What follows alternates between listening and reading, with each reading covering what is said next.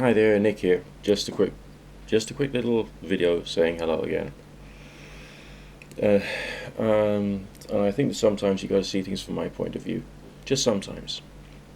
And my point of view here is that we are all under an intense burden of responsibility.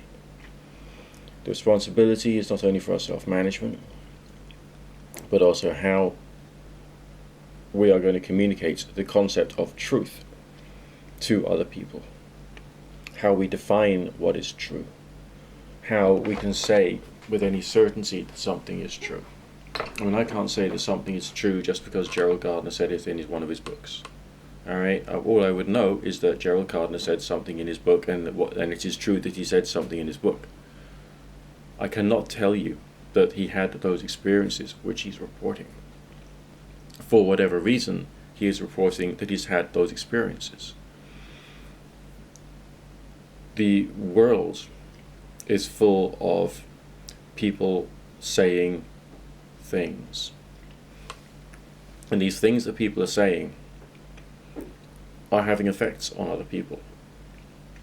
They sculpt thoughts, feelings, moods, intentions, ideas. Associations are drawn between them. And everyone perceives the same thing from different points of view. I was once in a meeting when I was doing this bit of theatrical work. And then out of all the 12 people in the audience, right, each one was asked what they saw when I'd read that piece of poetry and I'd said, done that bit of performance. And on one side of things we had someone saying this is a story about abundance. Someone else said this is a story about a reward for hard work done. And somebody else says this is actually, no, it's negative. It's a story about taking too much resources from the earth and caring only for humans and how humans feel and not caring for the rest of the world. And then there was someone else saying, well, this is a story which is good, but it's not showing choice. It's not showing independence. It's not showing independent thought. So there's just one single presentation with a poem and a bit of reading and that sort of stuff. And everyone in the room processed this in such a dramatically different way that you could see that there must have been some kind of opportunity for some lack of clarity and lack of understanding of what the intention may be of what the author of the poem was saying and what other aspects of the performance art I was doing was trying to communicate. So therefore, if, let's say, by analogy, what I was doing standing up there was preaching about religion, which I wasn't really doing at the time, but let's say I was, then I would be in a room full of people who would have picked up different things from what I'd said, seen completely different things of what I'd said, and learned to run with it.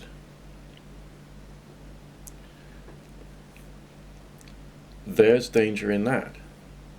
Okay, there's danger in things such as simple as stories and movies and books. There is a feeling that I have of the burden of responsibility that there has to be clear-cut explanation of all kinds of stuff, especially to do with anything that's even remotely weird, obviously, including myself. I've seen so much difficulty with people. I've spoken to people via my work as a tarot reader, people who've got contorted ideas, and broken interpretations, and people chasing their own tail when they should be focusing on something a little bit more specific for themselves. There is a strong feeling of intense responsibility upon me with my tarot work and with the work I do here on YouTube, and it's challenging, very challenging indeed. We can't be in a world where misinterpretation becomes like the main force. We can't be in a world where misunderstanding has more power than the actual search for the truth. And we have to think carefully about what our intellectual tools and ideas are when going through the process of searching for the truth. I mean, if you're involved in magic and witchcraft and the occult and the rest of that, to a certain extent you are a truth seeker. You're trying to find out something which is true, or to experience something which has some truth to it, for whatever personal reasons you've got. There is obviously nothing wrong with that. I also don't really feel that there's that much difference between attempting to do the search for the truth through occult means as opposed to literary means, or prayerful means, or yoga means. It's still the same direction if it is taken with the right spirit and the right level of clarity of thought. I mean, when we're looking at different sources that we go to, okay, sometimes these sources can lead to particular conclusions, and sometimes they can lead to other conclusions. Now let's take two schools of thought. One would be, let's say, Christianity, the other one would be Christian witchcraft. Both of these two schools of thought are very different. One of them accepts that something can be done, the other one says no, it can't be done. But it's only through reading the same sources that they came to these conclusions. So the source itself, although it matters, the understanding and research into what that source is talking about also matters. And how you're reacting to the information which is being presented to you matters even more. From the point of view of, this is the truth, or this is the right tradition, or this is the true definition of this, that, and the other, we move into dogmatism, which then stops your ability to think. Because then the dogma itself takes over, and you have to fulfill what the dogma is trying to teach you, or what you think the dogma is trying to teach you. And in doing that, you can then go down other trains of thought, which can then lead you to explore and experiment in all kinds of different ways, which could not necessarily be 100% useful to you. Or indeed, be damaging and detrimental. I mean, think about it. This coming November, I will have been doing tarot for a living full-time professionally for 19 years. 19 years. Can you imagine? Can you make an educated guess through all the various different psychic websites I've been on and all the various different apps I've been on already, how many clients I've spoken to? Nearly 19 years. Sitting there, on the phone, on the internet chat, on email, and these days, in parts, on live stream, talking to people and trying to see ways of bringing sense and healing to some individuals who have, in many cases, life situations which are impossible to heal.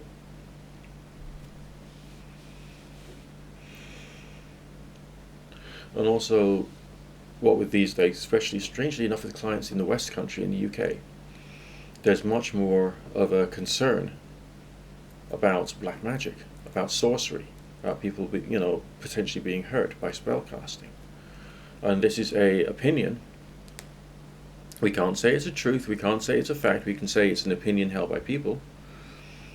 Just as we can't say that the opposite interpretation of there is no magic or there is no witchcraft. We can't say that there's truth or falsehood to that. We have to say that there are questions. We have to say that there are a wide variety of folk myths.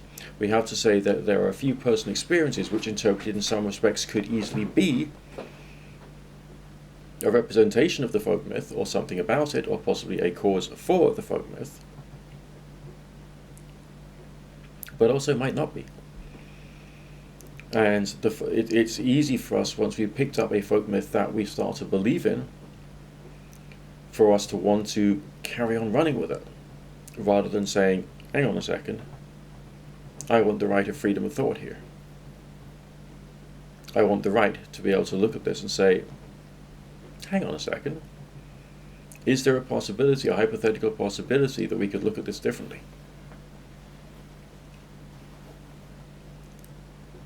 And then it's a question of how much depth you go into, try and work out how right you are or how wrong you were. a lot of people aren't just interested in doing that, which should be frightening. It should be frightening. Because if we're not questioning, then we are just believing. If we're not experimenting in depth, then we are just believing. And belief is, in many cases,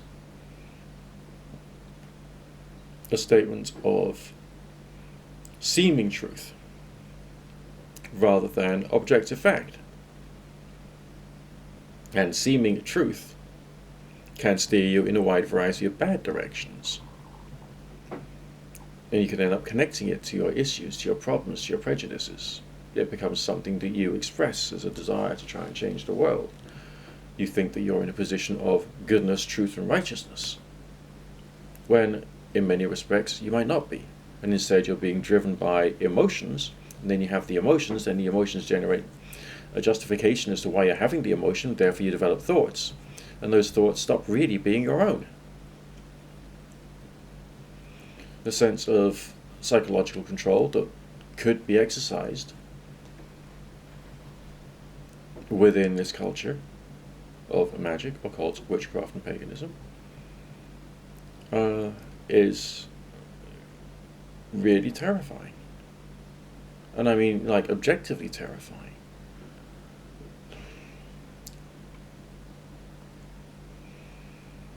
And I've seen people end up in all kinds of terrible states because of belief. Belief can sculpt people in terrible directions.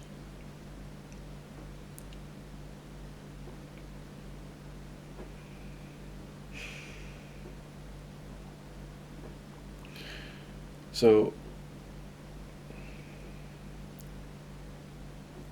yes, I have been very strong with what I've been saying here, and I have been very aggressive.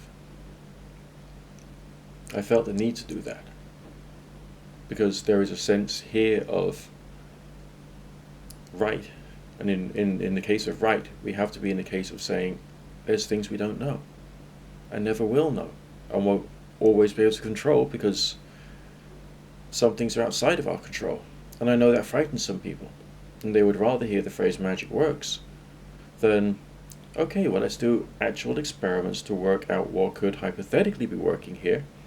Let's look at a wide variety of different sources, correlate, create a cohesive theory, then experiment to test that cohesive theory to see if we're moving forward in our understanding of how the universe could hypothetically work. That makes more sense, because then we're not moving in the world of delusion. We may be doing a lot of things which other people might consider to be delusional, but we're not falling into delusion, because we're not allowing belief itself to make our thoughts and understanding dangerous to us or toxic somehow. We're moving against that into the realm of experimentation, thereby putting a bit of Mythbusters and science into what would otherwise be a non-scientific attitude or approach, so that we can go through the process of actually finding the truth. Now, most of us, at some point, went to a science class in middle school.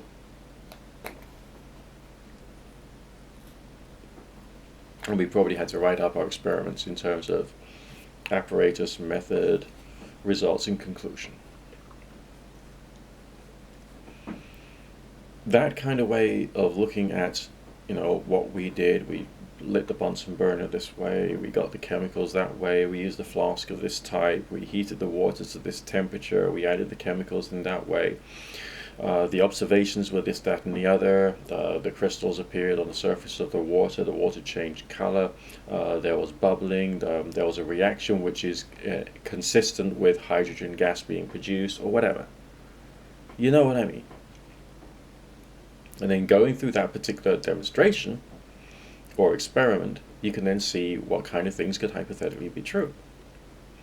You then move forward with your learning, and you understand about how the sciences look closely at what could be true using statistical means. So they do a series of experiments over time with a condition with the extra thing put in it, which they're trying to test, and the same thing but without that condition that they were trying to test, and they see which particular ones has like the different kinds of results.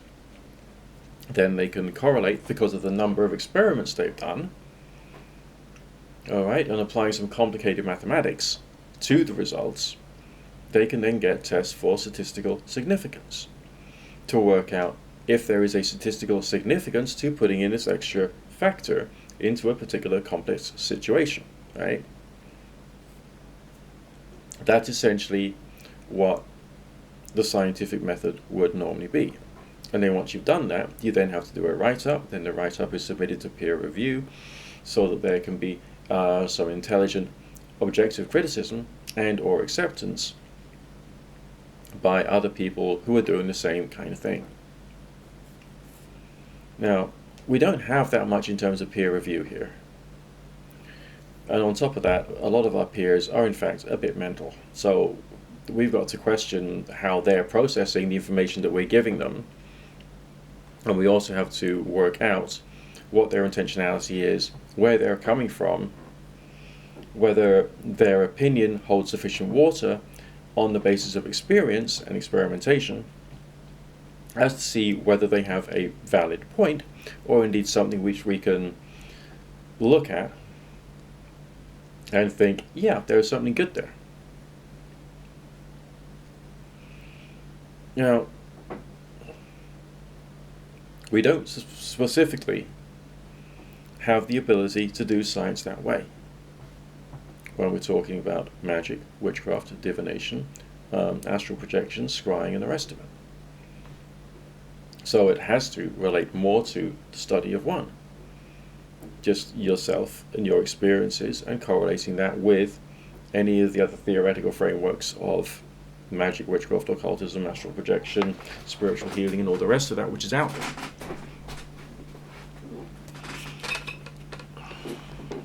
Then we can look at the folk myths, which is the other interpretations which is out there, try and work out which ones are seeming to have a certain level of credence. And then we can then ask ourselves, on the basis that this thing is true, then what else could be true, and what other experiments should I be doing to try and put them to the test. And from that point, you end up with basically a bit more expanded understanding of the subject that you're kind of like looking into. That's kind of like the way in which I've been doing things, to try and build up my own personal understanding. And yes, I put myself into weird meditative states of this, that, and the other in order to try it. In my youth, I actually went crazy, trying to get my head around this stuff, because I felt that there was an imperative and an urgency to get good, because I was concerned about my health and I wanted a cure for it, and I thought maybe this will have to do it, and hey presto, it didn't. So that the thesis, that magic works, has been completely and utterly destroyed within my life. But the thesis of there is some mediumistic force which is real seems to have been proven to be true. There is a psychic reading force which appears to be true. This has appeared to be true in my life. ESP of different types appears to be true. Alright. Spiritual healing appears to have some truth to it. But again, these are things which have some truth to them. They aren't things which we can control in the same manner that, let's say, a mechanic can repair a car engine, or in the same way that a chef can make a great cake from nothing and with no information at all. It's a question of the learning of how nature is operating. Nature is real. We live in nature. Anything that happens at all has to be in accordance with the laws of nature. You can't say it's any other way. So on the basis that the astral projections I put to the test were real and I wasn't deluding myself, then it would be a fact of nature that my consciousness itself has the ability to exist outside of the physical body. And if it is not my consciousness, then it is my ability to have sensory perception of sorts. The conditions for this appear to be very difficult to create, but it can happen. Likewise, one would assume that the psychic or psionic force applied through radionics could have some credence. The theories of scalar energy may have some credence, but to what extent, in what way, and is that in a way which is useful to you and the things which you need to bring into the world? And how have you put that to the test? These are the key questions that have to be asked. I am not, after having played around with this subject on and off since I was an infant, gained sufficient understanding or information for being able to make the specific hard truth claim, which is made in some religious groups about magic, about witchcraft, about psychic power and spiritual healing. So therefore I came up with the understanding that the subjects of magic and witchcraft and the rest of that has to be an experiential, experimental art form at best, because that became the only real explanation which could ever hold any real credence. I accept the phenomenon is real because it has been experienced. I do not understand it. I don't think I'm meant to understand it. I have had experiences with ghosts and angels and things, and that was weird as buggery. And I mean proper weird. Those things happened. There are some situations in which it appears that these things, the guides, the angels, and the rest of that, have objective, independent existence, and aren't just a phenomena of my own mind. When I came to that conclusion, it blew my mind, but it did not give me sufficient understanding to be able to turn around to anyone and say, I have the truth. And the process which I'm going through is necessarily the 100% trustworthy way of obtaining this. I have built an understanding that there are some key exercises which are useful in creating the change of the environment inside yourself. I created the hypothesis that when one reduces psychological, emotional interference through the specific forms of relaxing exercises such as the body scan meditation and the chakra visualizations, that helps.